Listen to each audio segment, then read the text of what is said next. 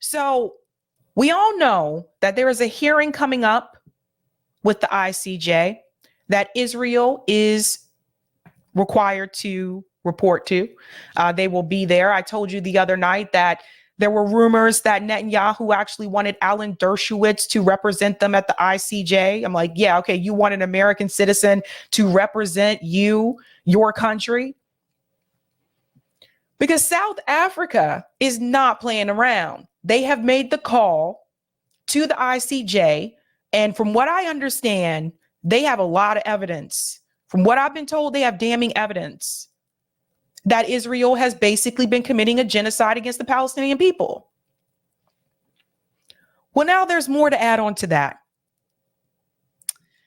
Did you know that it has now been revealed that Israel has actually reached out to the Congo, the Democratic Republic of the Congo, asking them to take Palestinians from Gaza?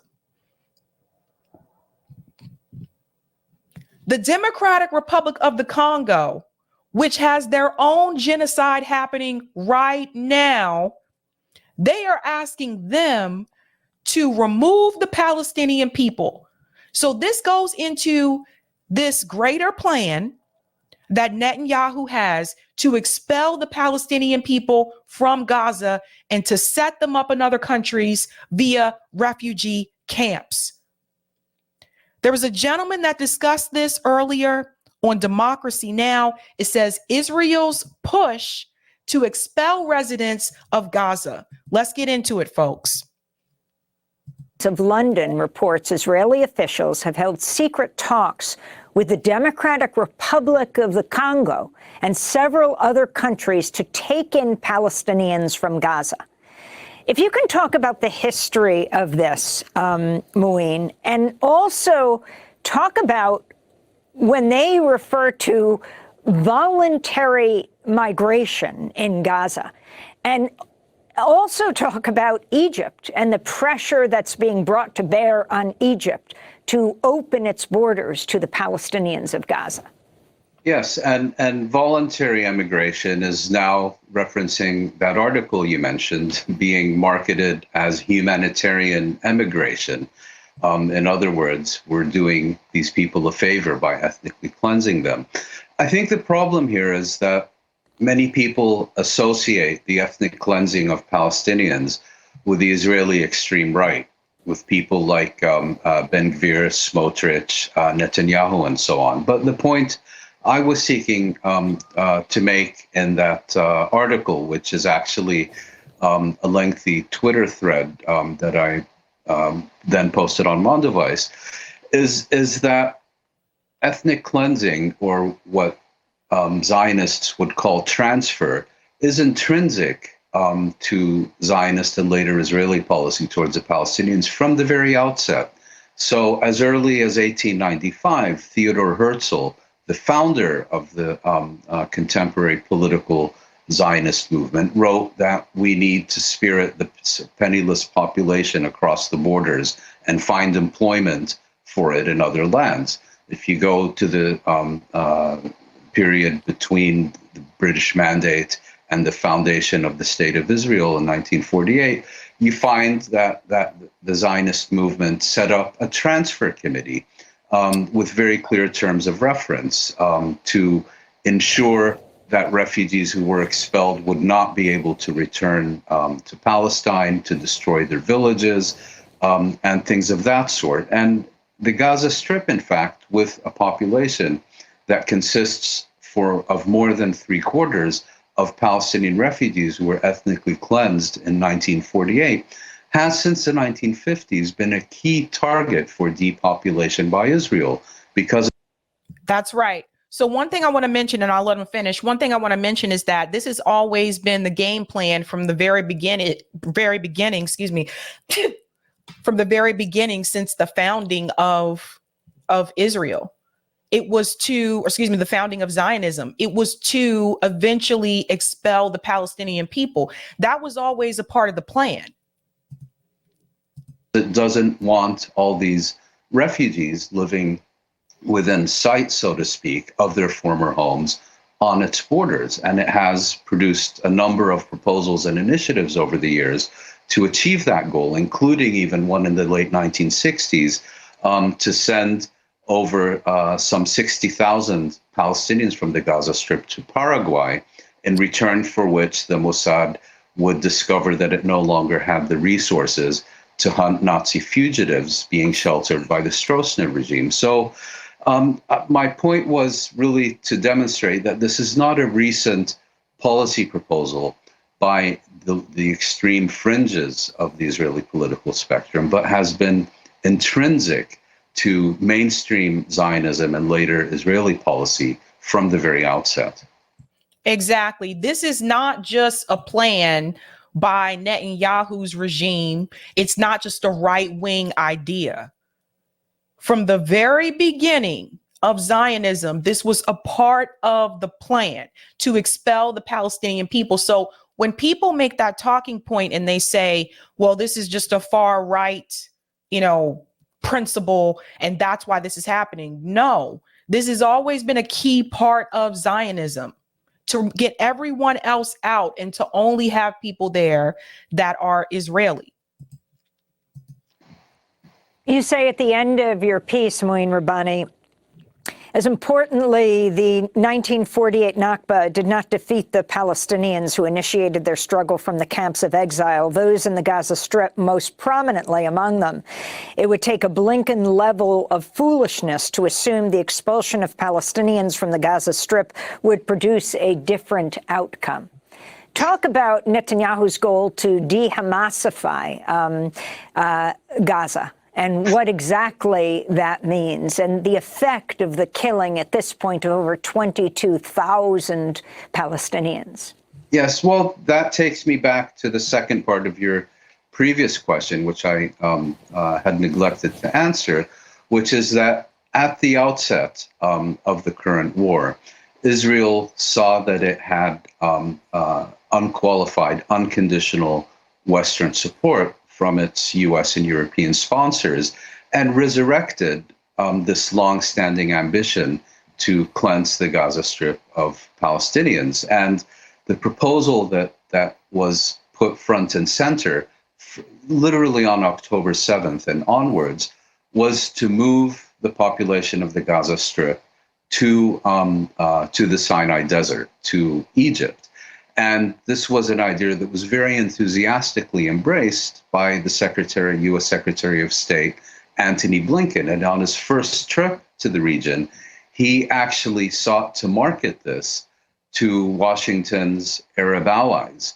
And I think, he is somewhat of a clueless airhead when it comes to the Middle East. And I think he was expecting to hear from U.S. allies, Arab allies, how can we help you help our Israeli friends? And instead, he was met with categorical refusal and rejection for this proposal, first and foremost by Egypt. And the US and European governments later came out with a position that they would oppose forced displacement from the Gaza Strip, leaving open the possibility of what we're seeing now, an Israeli military campaign, a primary objective of which is to make the Gaza Strip unfit for human habitation, and then the encouragement of voluntary, or what is now even being called humanitarian emigration in order to achieve the ethnic cleansing. And I think the genocide that we're now seeing in the Gaza Strip, and this is something, of course, that's going to be adjudicated by the International Court of Justice in The Hague after South Africa recently made an application under the Genocide Convention.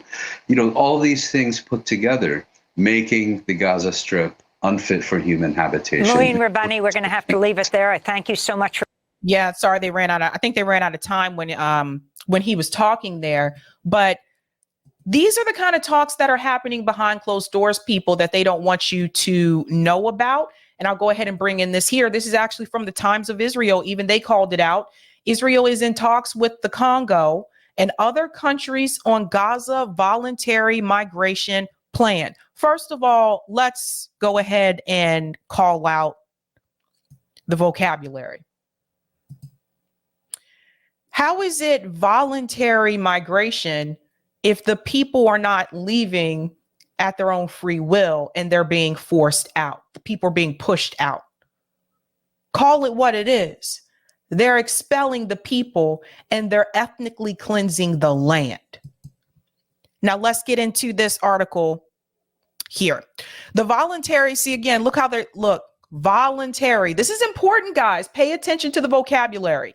The voluntary resettlement of Palestinians from Gaza is slowly becoming a key official policy of the government, with a senior official saying that Israel has held talks with several countries for their potential absorption.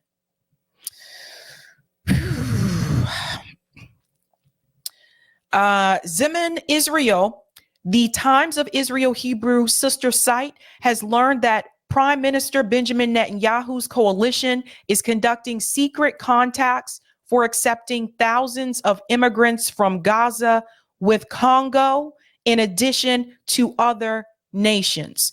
Congo will be willing to take in migrants, and we're in talks with others, a senior source in the security cabinet said. So again, I just want to say this one more time.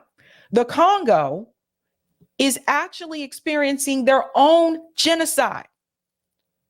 And this is the country that they reach out to right now. It's just, myself and Margaret Kimberly had a discussion about this a couple weeks ago on the show. Check out that interview if you didn't get a chance to see it, but she explained how she broke this down, that they're experiencing their own genocide. And that's the country that they contact. The Congo has high levels of inequality, and 52.5% of the population lives below the poverty line. That is according to the World Food Program.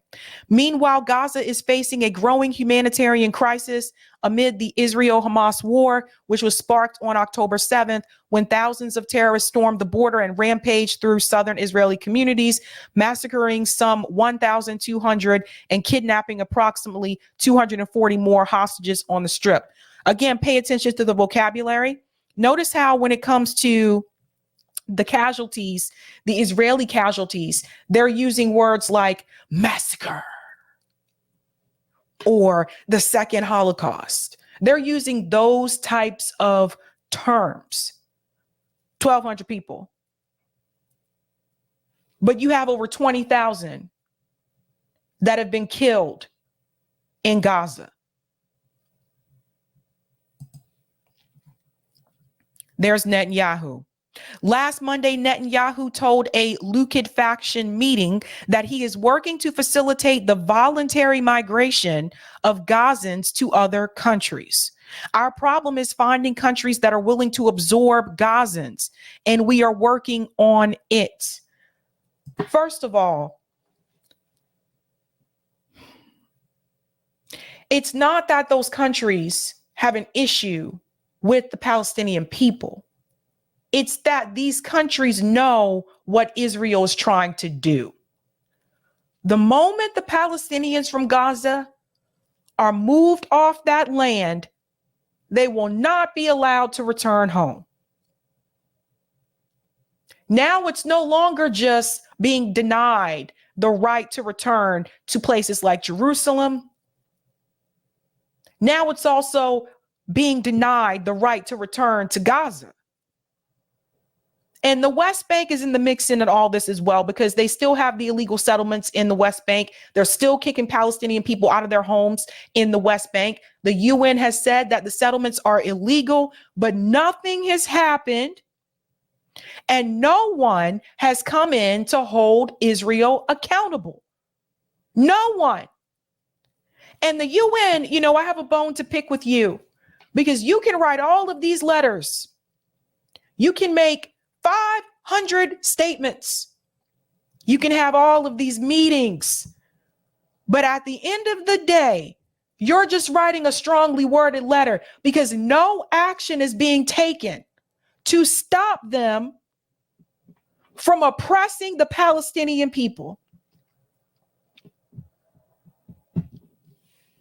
If I'm your mayor and I tell you that this city has a rising increase of the homelessness population, I'm already telling you the problem that you already know exists because you can see it yourself. But if I'm not trying to fix the problem, if I'm not presenting you with the solution, what good am I? What good am I? And I continue to ask, what is the good of the UN at this point? Where is the president of the United States? How can you continue to send arms to Israel knowing what they're doing to these people? You know why? Because they're all bought and paid for. I said it earlier on Twitter today, and I stand by it. I believe this. I don't think the politicians that we have in DC are working on behalf of this country. I feel like the politicians that we have in DC actually work for the state of Israel because they care more about what happens to Israel than they do their own constituents in their district. It goes on to say the prime minister was responding to Liquid MK Danny Dannon, who claimed that the world is already discussing the possibilities of voluntary immigration, though the idea has been roundly rejected by the international community. Why is this term so important? I keep bringing it up, voluntary immigration, because guess what they would put in the history books, folks? We go back 10, 15 years from now, and we look back at the history books about this particular conflict. The history textbooks will say, and then the Palestinian people voluntarily immigrated to the Congo.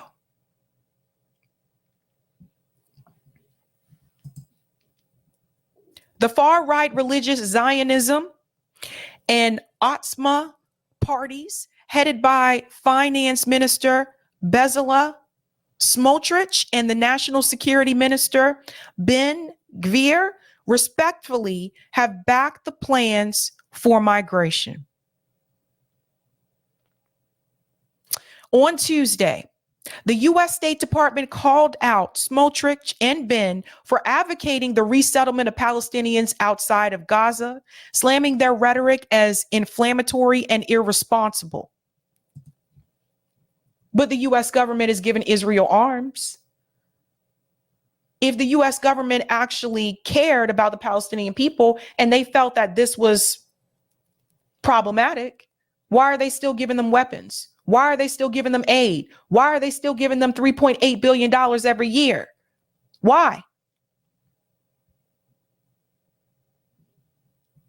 Because they don't really care.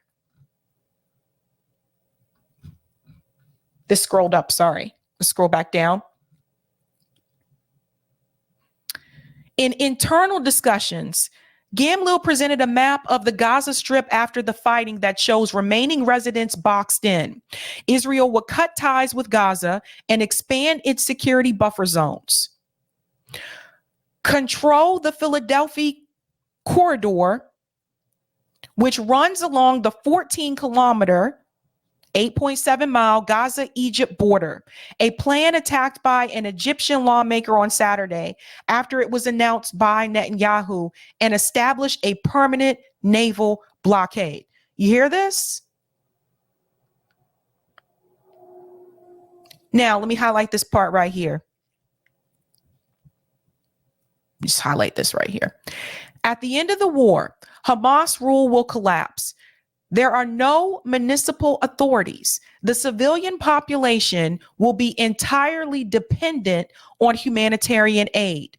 There will be no work, and 60% of Gaza's agricultural land will become security buffer zones. And I told you guys a couple of days ago, they want the land. They want the land. One of the biggest products that Israel produces is wine. Now, there was an article recently that said due to climate issues, the grapes aren't producing the way that they usually would. So they want to come in, they want to take the land and change the land and continue to grow. It's not just about the gas and the resources along the Gaza Strip. They want the land. Think about it in reference to gentrification, which you've seen all across the United States, right? How they just push people out who have lived there their entire lives. Now, granted, those people are not treated exactly the way the Palestinians are, but they want the land. And the United States government is complicit. Let's go to some of the comments here.